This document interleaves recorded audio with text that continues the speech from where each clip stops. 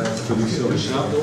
Merci pour l'invitation. Alors, je vais vous décevoir parce que je ne vais pas vous parler de chirurgie, je ne vais même pas vous parler de médecine, et je vais vous parler de maths. Alors, c'est toujours plus facile quand on parle de choses qu'on ne connaît pas.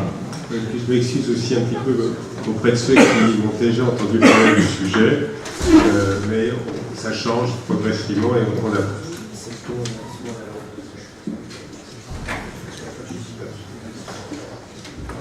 Donc effectivement, on a monté à l'Académie de médecine un groupe de travail qui s'appelle Méta mathématiques et Big Data ou mégadonnées en santé, en prenant l'exemple de la cancérologie, mais qui est assez représentatif, et donc ça aurait pu être autre chose, mais c'est représentatif de l'ensemble des applications possibles. On peut aussi appeler ça l'intelligence artificielle, comme personne ne sait à quoi correspond la définition, donc c'est à peu près la même chose.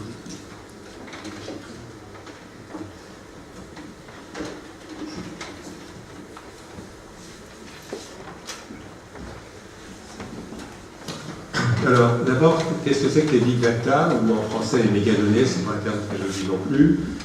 C'est l'ensemble des nouvelles méthodes, enfin, il y a des différents termes, là on appelle comme ça, l'ensemble des nouvelles méthodes mathématiques et statistiques qui permettent la collecte de ces données, leur stockage, leur analyse et leur utilisation afin d'améliorer les connaissances et, dans ce qui nous intéresse, la prévention et le traitement des cancers.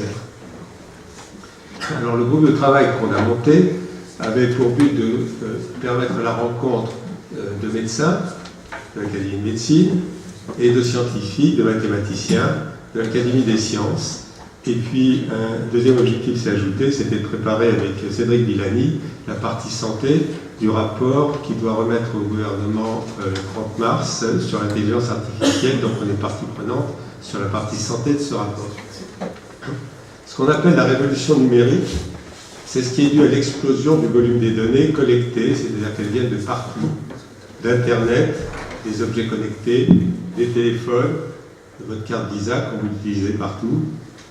Et en 2020, les chiffres ne disent pas grand-chose, mais le trafic total des données, ça se mesure en zettabytes, c'est-à-dire en milliards de milliards.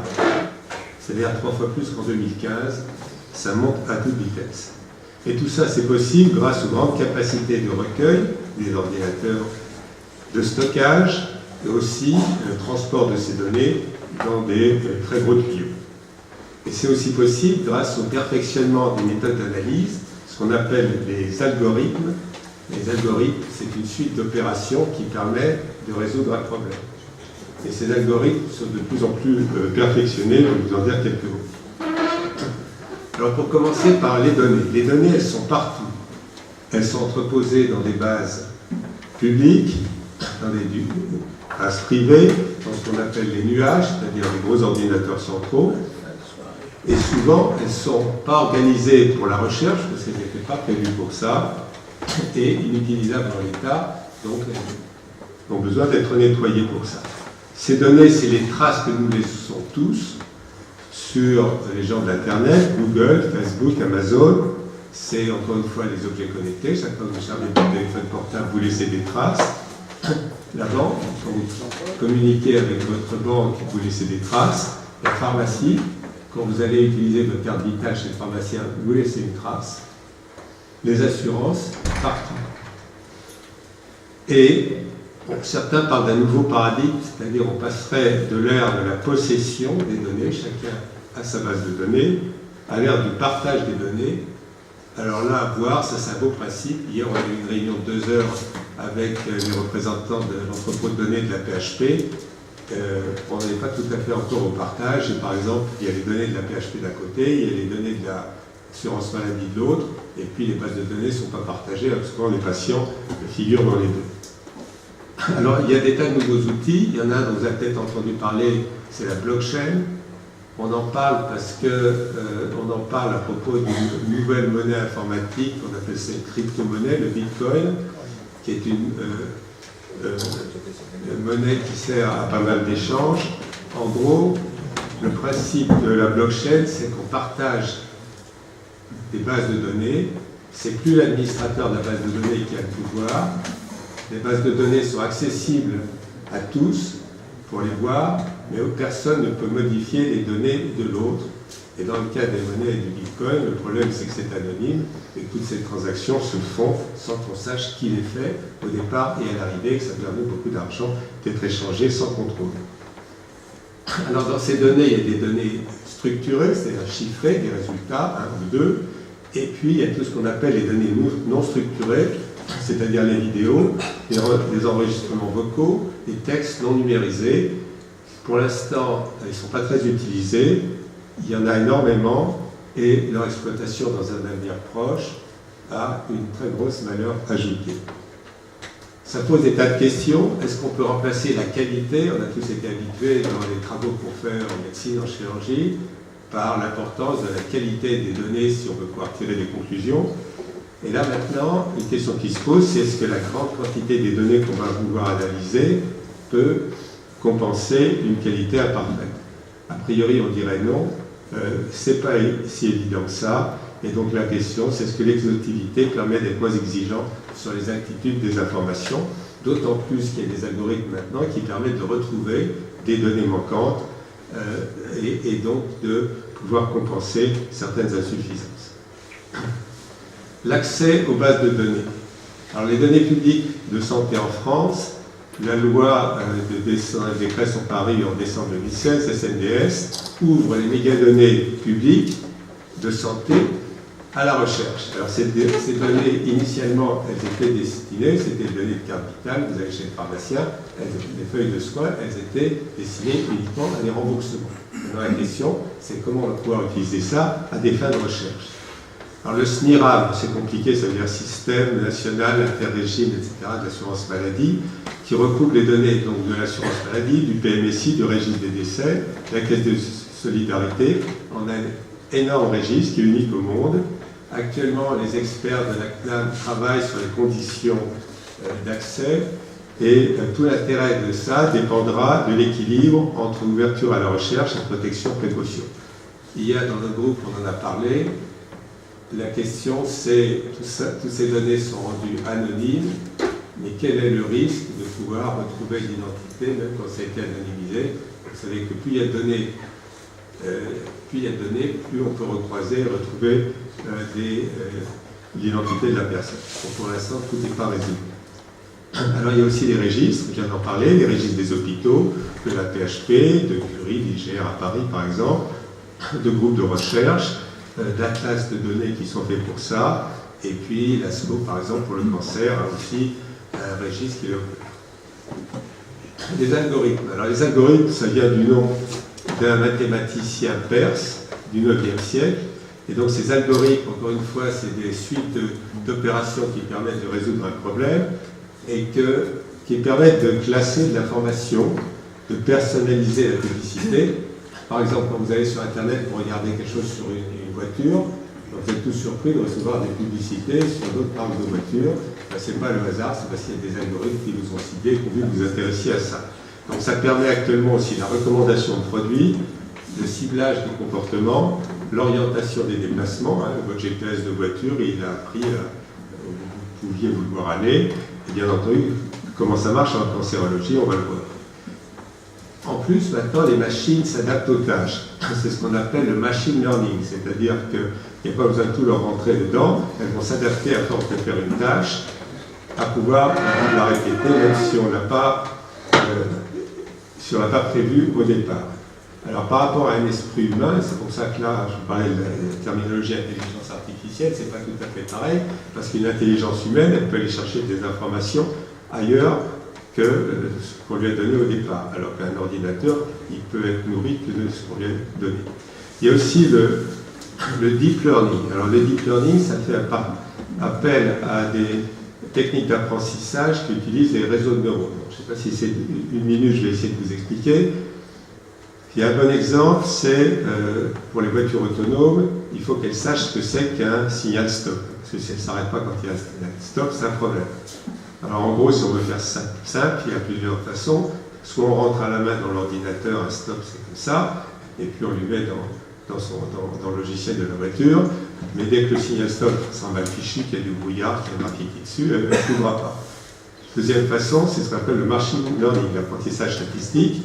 on va lui mettre des centaines, des milliers, des dizaines de milliers de photos de ciliostome, et une fois qu'elle aura appris ce que c'est, elle a moins de risque de se tromper.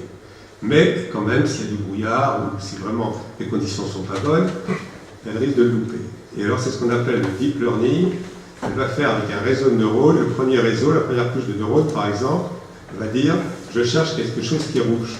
Et donc tous les pixels qui correspondent à une autre couleur que le rouge, ça s'en ira et on sortira un seul. Deuxième couche de neurones, on cherche quelque chose qui est octogonal. Si un stop, c'est octogonal. Et donc tout ce qui n'est pas octogonal, ça sortira. Troisième couche de neurones, il faut un S, etc., un T ensuite. Et comme ça, on a beaucoup moins de risques d'erreur. Ça, c'est ce qu'on appelle le deep learning. C'est un petit peu une façon simple de le dire. Alors, en cancérologie, pour certains, la recherche change de paradigme. Alors, on sait que la séquence en recherche en cancérologie ou en tout, hypothèse préclinique, études cliniques phase 1, phase 2, phase 3, s'essouffle parce qu'il faut des tels échantillons qu'on n'y arrive plus, que ça coûte très cher, que la plupart des études sont négatives. Et donc, il faut trouver une autre solution. Et l'autre solution, ça va être les plateformes, les banques de données. Et c'est à partir de là que, pour les analyser, il faudra faire appel aux techniques de big data et d'intelligence artificielle. Maintenant, les études, beaucoup plus qu'une maladie, cancer de l'estomac par exemple, ciblent une anomalie génétique. Par exemple, surexpression, pour parler du cancer de l'estomac, de HER2. Voilà. Et plus un organe. Et puis il y a des tas de nouvelles méthodes avec ce qu'on appelle les essais parapluies ou les essais avec un patient qui sert à son propre témoin. Donc grâce à ces nouvelles modalités d'analyse statistique, on va pouvoir avoir des tas d'autres moyens de faire de la recherche médicale. Du génotype au phénotype, bien entendu, c'est ce qui nous intéresse. Les plateformes qui sont utilisées pour permettre de croiser les bases de données cliniques et génétiques et identifier dans les tumeurs les marqueurs génétiques qui contrôlent la prolifération tumorale. Encore là, c'est une question de quantité. Quand on en a un, on peut dire ça peut être ça. Quand on a 10, on commence à avoir une idée. Quand on a 10 000 ou des centaines, là, on a une quasi-certitude. Ces méthodes, elles permettent aussi le partage des résultats expérimentaux des différents laboratoires et donc d'augmenter la puissance statistique. Et ça a donné l'essor à des quantités de start-up et un foisonnement de start-up qui se basent sur ces techniques de biologie. Par exemple, là, c'est un exemple, une start-up qu'on avait fait venir pour l'écouter. En 2011, ils ont vendu à 350 hôpitaux dans 28 pays des services d'analyse et d'interprétation des profils génomiques de leurs patients atteints de cancer que les hôpitaux peuvent récupérer et après mettre en face des données cliniques, c'est-à-dire phénotypes. Ce qu'on appelle le data mining. Le data mining, vous entendrez parler, c'est en gros la recherche de pépites.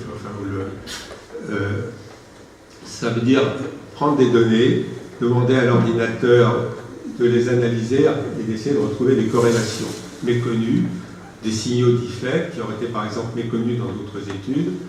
Alors les résultats, ça peut donner tout et n'importe quoi. Et bien entendu, après, il faut essayer de comprendre pourquoi.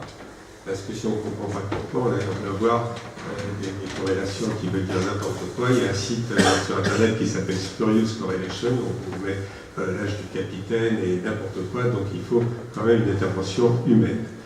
Donc plus vraisemblablement, plutôt qu'une réponse, le data mining, c'est à la fouille de données, fournira des hypothèses à valider par de nouvelles études, par exemple des études de phase 1 en cancer.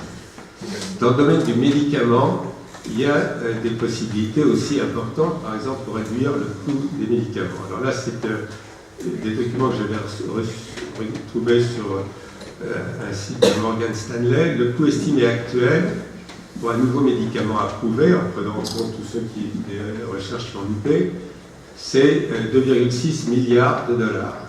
Et on ne se rend pas compte, mais près des 2 tiers, c'est les études cliniques là-dedans. Et alors l'idée, c'est que grâce à l'identification précoce avec ces techniques des causes d'échec ou de toxicité, il est possible de pouvoir raccourcir et donc d'abandonner certaines études plus tôt et donc de faire des économies substantielles et aussi bien sûr grâce au ciblage par des biomarqueurs comme on l'a dit tout à l'heure. Alors certaines startups utilisent des algorithmes pour évaluer des études publiées, considérées comme négatives, mais avec des plus grands chiffres, avec les nouvelles méthodes, on peut aller trouver des signaux faibles qui vont permettre de relancer un médicament ou un agent qui avait été considéré comme un mettre aux oubliettes.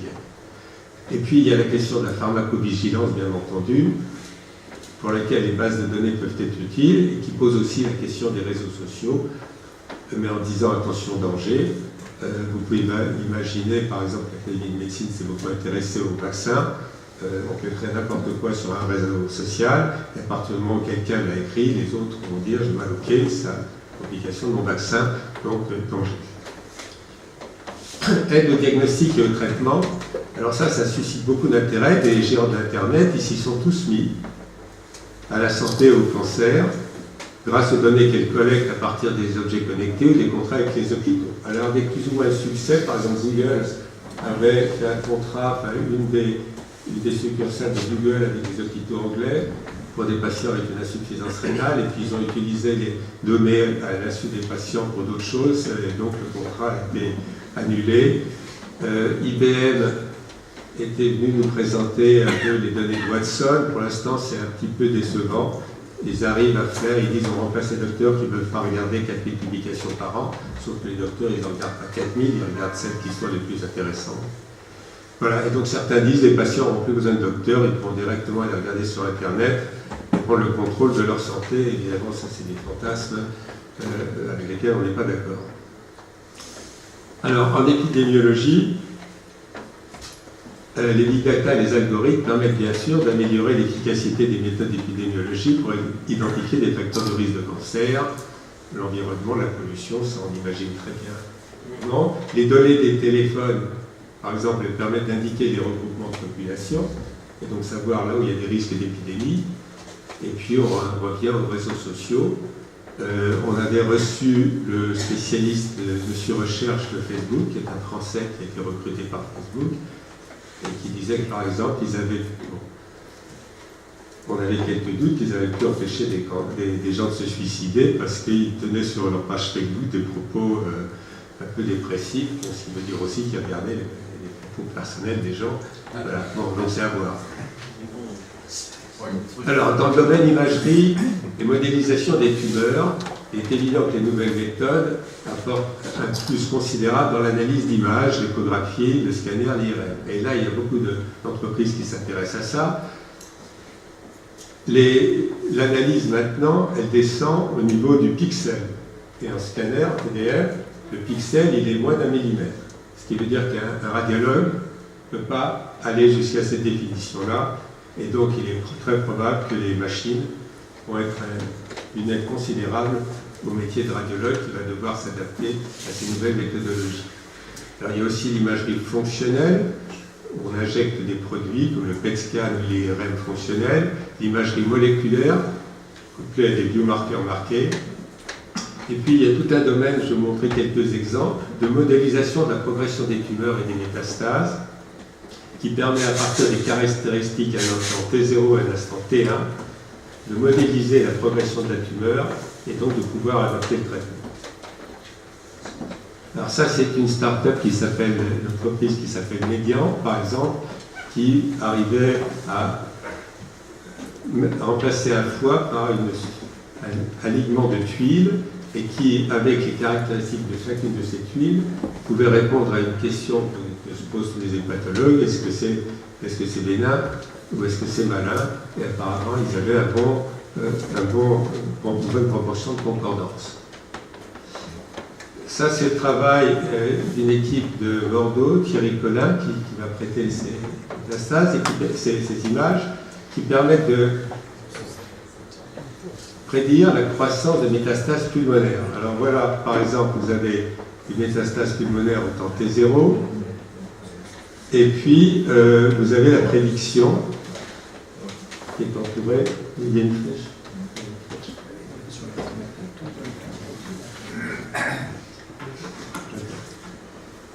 Alors là, vous avez, à partir du temps T0, vous avez 2 temps, et puis après, le logiciel va calculer la prédiction. Là. Et puis, vous voyez par exemple la validation, voilà exactement ce qui s'est passé. C'est un malade qui n'avait pas eu de traitement. Alors, dans un cas avec chimiothérapie également, en fonction des risques, ça peut être couplé maintenant aux caractéristiques cellulaires. D'ailleurs, on prend la taille à T0 après le début de la chimiothérapie et puis on fait une simulation pour n'importe quel temps qui va nous donner une moyenne ici et un écart type. Et vous voyez que la valeur réelle tombe dans l'écart type, donc c'est vraiment un outil qui peut être extrêmement utile pour adapter les traitements en fonction de la progression. Et vous voyez que dans ce cas-là, c'était la courbe de concordance entre les mesures calculées et les mesures exactes. C'est sur des patients de l'Institut Garbonnier à Bordeaux, vous voyez qu'il y a une bonne concordance. Alors par exemple, pour vous montrer ce que ça fait en 3D,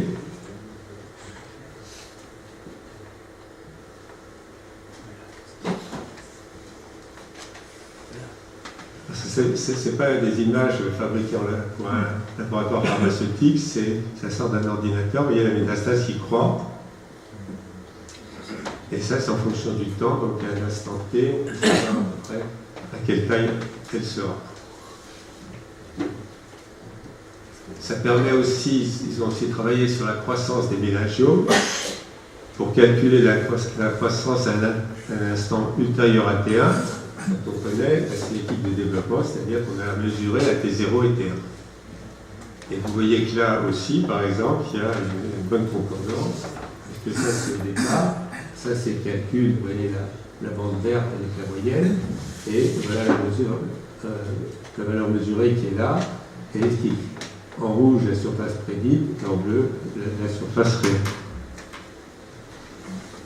Là c'est encore en 3D.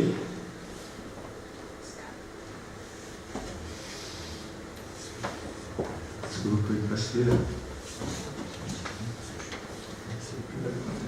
Voilà.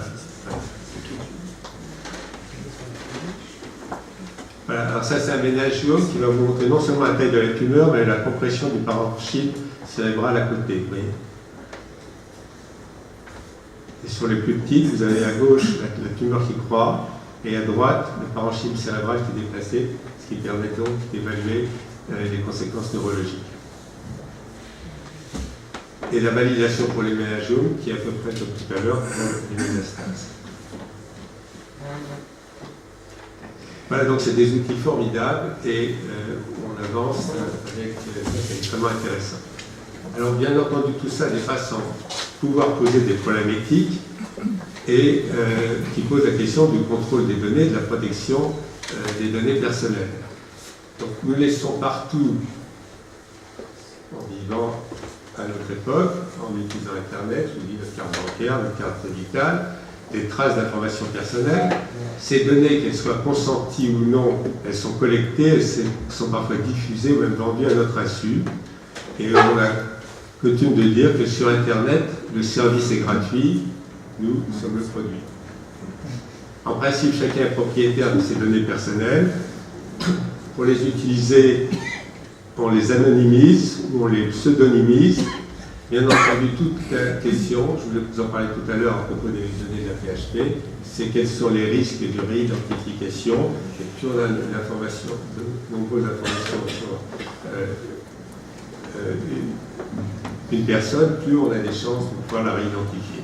Et donc la question qui se pose maintenant, c'est de trouver le juste équilibre entre pas de contrôle, ce qui n'est pas possible, et trop de contrôle, ce qui va stériliser la recherche, et c'est donc le rôle de la CNIL, et l'UNESCO se penche là-dessus il n'y a pas longtemps, on m'avait demandé de relire un projet de rapport de l'UNESCO sur ce sujet. Alors à titre d'information, par exemple ça vous dit aussi sur le sujet, ça vient de Morgan Stanley aussi, la vulnérabilité des objets connectés. IoT, c'est Internet of Things. Alors vous voyez par exemple là, que par exemple si vos petites filles ont des poupées Barbie, là, il y a des poupées Barbie qui ont dû être retirées du marché parce qu'elles avaient un logiciel qui renseignait la firme sur ce qui se passait à la maison. Alors les pompes d'infusion de chimiothérapie, là c'est un peu moins surprenant. Les imprimantes, certaines voitures, les types aussi, et puis il y a même des télévisions de certaines marques qui ont dû être retirées parce qu'il y avait un programme sur ces téléviseurs qui permettait aux fabricants de savoir ce qui se passait dans le salon quand on regardait la télé. Voilà, donc tout ça c'est des risques, alors ça ne veut pas dire qu'il ne faut pas être contre le programme, il faut en être conscient. Donc en conclusion, donc, ces nouvelles méthodes mathématiques, elles font partie de la cancérologie, elles font partie de la médecine, le potentiel est bien entendu énorme. Est-ce qu'elles vont bouleverser la cancérologie, l'améliorer plus modestement? Personnellement, je pense que c'est un outil formidable, ça va nous permettre d'améliorer la prise en charge des patients. Ça ne va pas être la catastrophe que certains peuvent annoncer. L'homme restera le commandant et sera à la manette, mais il faut que nous, médecins, chirurgiens, nous apprenions à connaître ces méthodes, à les utiliser pour améliorer la prise en charge des patients et puis éviter les écueils dont je vous ai parlé. Et puis c'est sans fin, parce qu'après ça, maintenant, il y a les sauts de quota et c'est encore une autre étape qui va arriver. Et donc, il faut continuer à s'intéresser à ça. Enfin, je vous remercie de m'avoir écouté.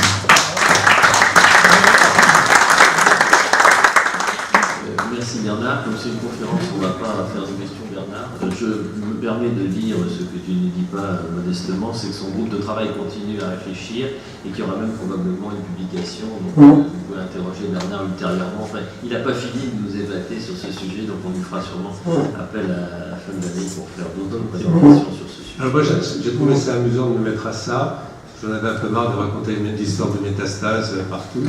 Et donc voilà, ça change un peu, mais effectivement, le groupe de travail nous a demandé de faire un livre, et donc ça permet de fréquenter des mathématiciens aussi, c'est très intéressant.